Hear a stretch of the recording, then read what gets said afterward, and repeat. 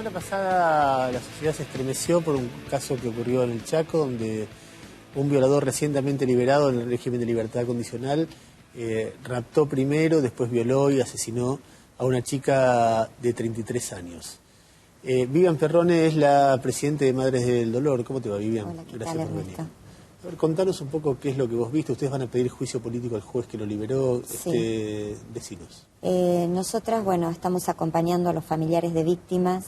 Lo que vemos realmente nos duele muchísimo, porque el violador que terminó con la vida de Tatiana era un violador serial. Había violado a 4 mujeres anteriormente. Nosotras, viendo la causa, vimos que el fiscal había hecho un pedido de hacer una pericia psiquiátrica a cabeza al violador que terminó con la vida de Tatiana, y esa pericia fue desestimada por el juez Axel López.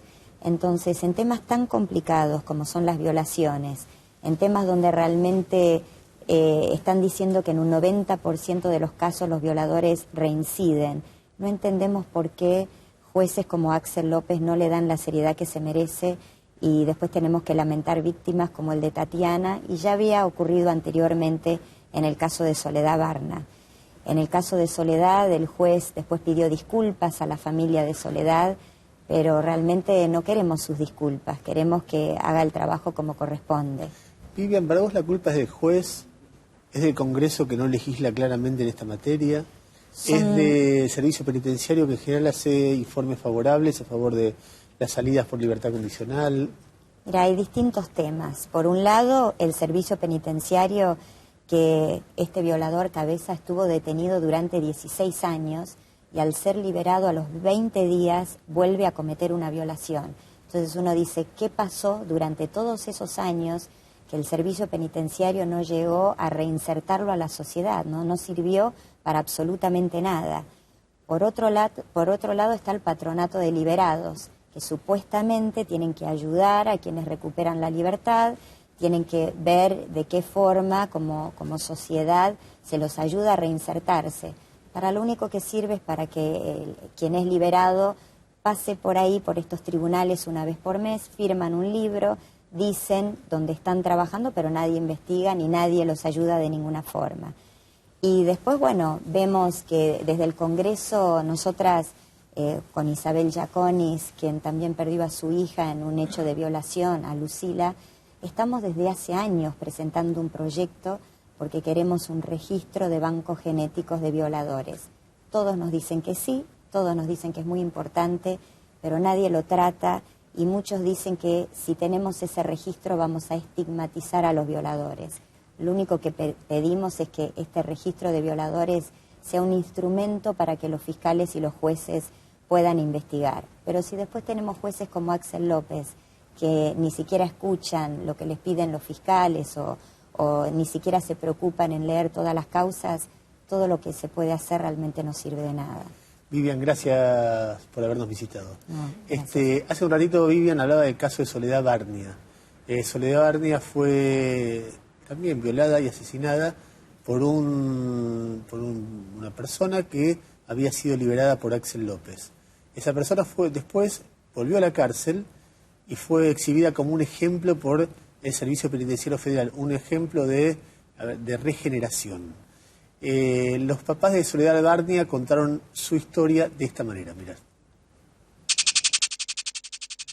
Soledad fue asesinada en mayo del 2009 por un vecino que vivía un piso abajo nuestro y que era un violador condenado a 12 años de prisión y que gozaba de salidas transitorias otorgadas por el juez Axel López. Sabemos que la muerte de Soledad tuvo 2 responsables, obviamente el asesino y Axel López por las decisiones que tomó. Volver a pasar por alguien que viola, estando en este caso ya con libertad condicional, y lo más tremendo que haya sido el doctor Axel López, el juez de ejecución número 3, el que le hubiera permitido, de la misma manera que le permitió al asesino de Soledad, esas salidas, realmente fue muy fuerte, y es haber revivido todo un dolor y y la desesperanza de que en los años que habían pasado de lucha no se había podido todavía conseguir las modificaciones que nosotros queríamos. No tiene la sensibilidad necesaria para el lugar que está ocupando. Sabemos que la ley es amplia en cuanto a las posibilidades de criterio que le da al juez para aplicar, pero el criterio que aplica evidentemente no es el correcto. Ya llevamos 2 muertes y vamos a tener más si no se modifica, si no se cambia algo. O se les da un tratamiento psiquiátrico que hoy el servicio penitenciario bajo ningún concepto da, y tampoco los internos tienen la obligación de tomarlo, o realmente no vamos a seguir dando vuelta exactamente en lo mismo. Nos encontramos con un video que había subido el servicio penitenciario de aproximadamente 7 minutos de duración, en el que el protagonista era Pablo Díaz, el asesino de mi hija, mostrando cómo hacía guitarras, cómo trabajaba en el penal, el negocio que querían poner con esas guitarras. Yo no lo vi, hablo por lo que me contaron, y terminaba cantando una canción. Y la verdad que a mí me resultó totalmente choqueante verlo de esa manera, o sea, enterarme de esa manera. Me parece que no era la situación, y además pedimos inmediatamente que lo sacaran. Esto el servicio lo hizo, pedimos también una entrevista con el doctor Hortel, que nos costó bastante conseguir. Toman como ejemplo a alguien que sabe que eso ya fracasó, lo toman como ejemplo y lo exhiben ahora, que además de violador es asesino. Yo creo que evidentemente el servicio penitenciario está muy bien, que haga los talleres y que todos participen. Eso me parece realmente me parece bien. Pero los violadores son especiales y son simuladores, y no puede. Yo creo que el servicio tendría que tener un poco también de sentido común para elegir las cosas que presenta. 2 temas en discusión, 2 temas para debatir. El procedimiento, las definiciones, las decisiones del juez Axel López, pero más allá de eso, ¿qué se hace con los violadores? Estamos con Florencia Arieto, abogada de la ONG AR de la Ciudad, y con Martín Turti, miembro del Centro de Estudios de Ejecución Penal y miembro de la Asociación de Pensamiento Penal. A los 2, gracias por venir. Gracias a ustedes. López, violadores. Sí, en realidad me parece que es reduccionismo. O sea, centralizar, siempre digo lo mismo, parece que nosotros siempre buscamos un nombre para descargar toda nuestra furia. El juez Axel López, que la verdad que, digamos, tiene la facultad, según la ley, que dice podrá, ¿no? La ley lo habilita, pero no lo obliga a evaluar la libertad condicional, otorgar la libertad por condición de una persona. Pero a mí me parece que hay una cuestión mucho más profunda que tiene que ver con la ley de ejecución de la pena, en donde no se analiza qué tipo de delito se condenó, sino que se analiza matemáticamente los años que tiene. Entonces, hay el delito que yo lo vengo diciendo, de hecho tengo un proyecto de reforma del Código de la ley de ejecución, en donde si vos, hay penas, por ejemplo, como es un mínimo y un máximo los que tiene, para no dar datos concretos, porque si no la gente se aburre, pero digo, entre un mínimo y un máximo, un tribunal puede condenar a la mitad, entre el mínimo y el máximo. Ponele, un robo con arma es 5 a 15, lo condena a 10. Y el homicidio o la violación también tiene de 10 a 20. O sea, si le dan el mínimo, un ladrón y un violador tendría la misma cantidad de años. Por lo tanto, un juez que recibe esas 2 ejecuciones, un ladrón, al mismo tiempo. Y a mí me parece que ahí está la cuestión de fondo, en donde no se le puede dar el mismo trato sin violar el artículo 16 de la Constitución, que habla de igualdad, de igualdad de situaciones, dice, ¿no? El mismo trato a una persona que comete delitos irreversibles como el homicidio y la violación que a un ladrón, porque es igualar para abajo, pues si no tenemos forma de involucrarle valores al ladrón cuando está preso para evitar que salga y reincida. ¿Por qué? Porque si el violador tiene las mismas posibilidades que él de salir anticipadamente, da lo mismo. Entonces me parece que en el caso de los violadores puntualmente y de los asesinos, porque también, a ver, la discusión también era asesinos ocasionales no reinciden, no lo sé, pero mató y es irreversible. Entonces me parece que en ese punto, en donde sacaríamos también laburo al juez, en el sentido de no tendríamos que estar analizando la conducta de Axel López si liberó o no a un violador, porque está bien, lo faculta la ley, pero si no lo hubiera alargado, es posible que la familia del condenado o el abogado defensor del condenado le pida el jury también al juez por tener detenido a una persona pasado con la posibilidad de salir. Entonces es como estamos Pero en el núcleo indisoluble. La pericia que le indica que hay riesgo de reincidencia... Sí, es facultativa, no es vinculante para el juez. Igual el fiscal no apela a la resolución de liberación del juez. Eso también hay que decirlo. Porque si el fiscal pide la pericia y la pericia dice no es conveniente que lo liberen y el juez no le hace lugar a la pericia, la desestima, el fiscal tiene la posibilidad de apelar al superior del juez para que le revoque la resolución de la libertad. Eso también es es posibilidad del fiscal. Hay que contar toda la verdad, porque si no se parcializa y se descarga, vuelvo a reiterar, sobre una persona, una situación que va más allá de la situación puntual de Axel López y tiene que ver con poca discusión y poca argumentación respecto a lo que hacemos con nuestros detenidos, centralizar con nombre y apellido en cuestiones que trasciende también al juez. Pero espera. Sí. Visto el lugar de los ojos de la víctima, que es una parte que es indiscutible de esto. Los papás de la chica que murió, ellos ven que hay un caso anterior donde el juez libera y el tipo mata. Sí. Y después ve que el mismo juez libera al asesino de su hija, pese a que hay al menos un profesional que le dice que guarda que esto es conveniente. Yo entiendo que la situación es más compleja, que hay un problema legal, pero ¿no hay una responsabilidad personal indelegable del juez cuando ya le pasó una vez? Le vuelve a pasar, pese a que hay una advertencia de que no lo hagan. ¿No hay algo sobre lo cual él tiene que dar respuesta? Recojo tu pregunta y te repregunto y te lo invierto. ¿Vos sentarías acá a la familia del condenado que viene a reclamar porque está pasado de libertad condicional y el juez consideró, de acuerdo a esa pericia, que en vez de soltarlo no lo soltó? ¿Me entendés lo que voy? Sí, ¿por qué no? Bueno, pero eso digo, ¿y le pedirían el jury de la misma manera que le pide la víctima porque lo soltó? Entonces, digo, estamos en el núcleo del indisoluble. Porque el juez podría argumentar de que tiene una pericia.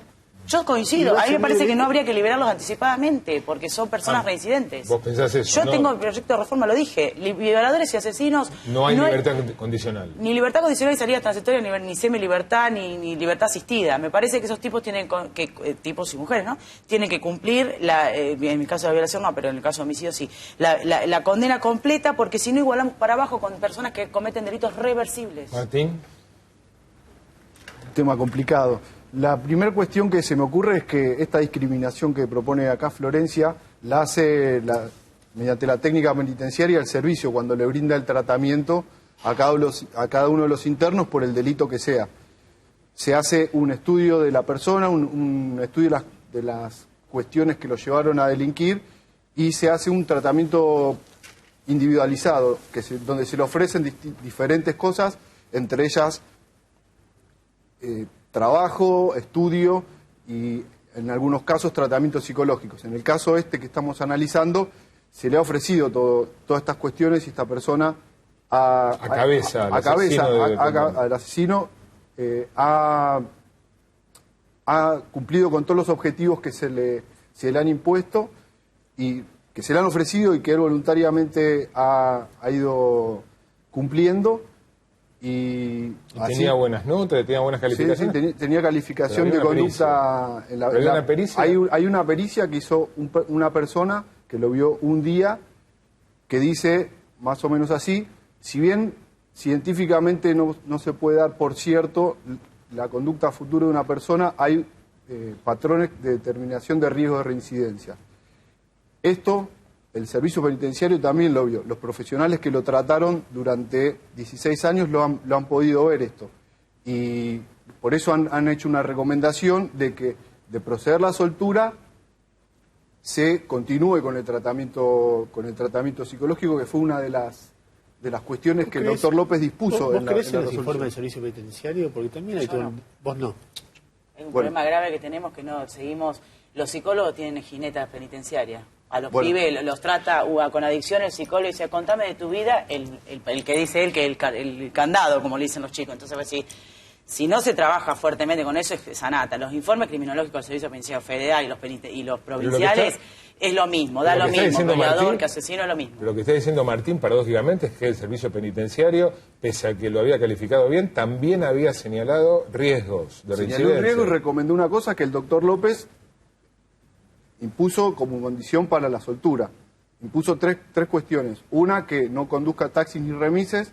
La segunda es que continúe con el tratamiento psicoterapéutico que hizo durante 16 años, que lo continúe. Y la tercera, que no deje la provincia de Chaco sin la autorización del tribunal. ¿Quién vigila eso? El patronato de liberados. Pero yo quería decir una cosa más. Está todo mal, el juez, el fiscal, el patronato de liberados, lo que dijo el ex mal. gobernador Wiener no es verdad. Los 200 presos federales están en cárceles federales porque en cada provincia hay cárceles federales. En este caso, el remisero que cometió el delito y había cumplido parte de su condena en Ezeiza, supongo, se fue a la unidad 7 de Chaco, que es una unidad federal de máxima seguridad, a Chaco. Sí. Axel López, desde Buenos Aires, controla Chaco, porque en Chaco no hay jueces federales de ejecución, o sea, jueces para controlar la ejecución de la pena de los presos federales, o que fueron derivados, aunque cometieron un delito en Capital, fueron derivados porque no había lugar acá, ni en Ezeiza, ni en Marcos Paz. Digo, condenados, prisión preventiva, cárceles en la República Argentina no es prioritario para nadie, excepto cuando estalla mediáticamente. Entonces, digamos, siempre discutimos la coyuntura. El día que empecemos a cambiar la estructura, quizás... No, pero es eso también. Bueno, pero el problema, lo que está señalando... Hay dos cuestiones, una que quedó al pasar, el tema de los informes penitenciarios. La ley que creó los juzgados de ejecución, las dos leyes que crearon los juzgados de ejecución, que en un principio iban a ser 17, quedaron siendo 3 nada más, preveía la creación de un... ¿En qué año se hizo la ley? ¿En qué? ¿En qué año se hizo la ley? 1991. La ley 24050 y 24121. Preveía 17 juzgados de ejecución. 17 juzgados de ejecución, 3. Que quedaron 3. Con 2 jueces, hoy hay 2 jueces de ejecución para para controlar las ejecuciones de 3.300 personas de Capital, pero que tienen que controlar a personas que están a más de 1.000 kilómetros en Chaco, en Neuquén, en Rawson. Entiendo el problema. Quiero agregar, es un sistema delirante. ¿Sí? Pero esas 2 leyes crearon un equipo interdisciplinario que tenía que ser compuesto por psiquiatras y psicólogos en primer término y asistentes sociales. Después también por sociólogos. ¿Y se hizo? No, eso desde 2003 hasta acá los jueces de ejecución han pedido todos los años que se implemente. ¿Y eso de quién depende? ¿Ministerio de Justicia o Corte Suprema? Los jueces de ejecución lo han pedido a la Corte, lo han pedido a la Corte, lo han pedido al Consejo de la Magistratura. Desde el Centro de Estudio de Ejecución Penal también hemos pedido que se cumpla con eso. Esas 2 leyes que crearon ese equipo interdisciplinario también fueron completadas por una ley de ampliación de ejecución que creó 2 juzgados más, 5 juzgados, 2 fiscalías. Pero además un juez con 3.300 casos no puede no errar también. Digamos, hay todo un sistema donde el servicio penitenciario no es confiable.